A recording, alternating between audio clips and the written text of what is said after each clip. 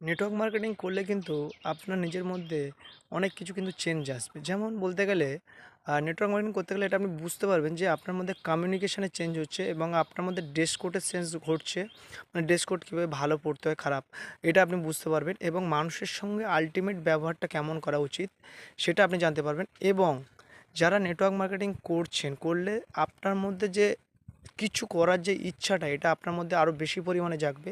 কারণ কি বাইরের প্রফেশনে অনেক মানুষ আছেন যারা কাজকর্ম করেন, অনেকের ভিতরে অনেক কিছু ট্যালেন্ট আছে সেটাকে দেখাতে পারেন না। বাট নেটওয়ার্ক মার্কেটিং হচ্ছে এমনই একটা প্রফেশন যে তার ভিতরে যে অন্তরাত্মার মধ্যে যে একটা ইচ্ছা শক্তি আছে যে এটা করব, আমি করে দুনিয়াকে দেখাবো, একমাত্র প্রফেশন নেটওয়ার্ক মার্কেটিং যেখান থেকে আপনি কিছু করে দেখাতে পারেন দুনিয়াকে।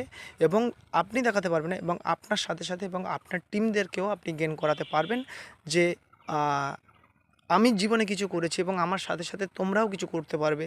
তো এই ভাবনাটা একমাত্র জায়গায় নেটওয়ার্ক মার্কেটিং ইন্ডাস্ট্রি। তো সেখানকার আপনার ভালো এন্টারপ্রেনিউর হতে গেলে এবং ভালো আপনাকে লিডারশিপ দিতে গেলে আপনার মধ্যে যে কোয়ালিটিগুলো বিল্ড আপ করতে হবে সেটা হলো কমিউনিকেশন।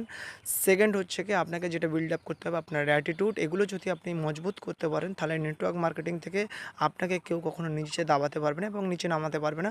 আপনি নেটওয়ার্ক মার্কেটিং থেকে বা এন্টারপ্রেনিউর প্রফেশন থেকে আপনি নিজেকে বড় জায়গায় গ্রো করাতে পারবেন।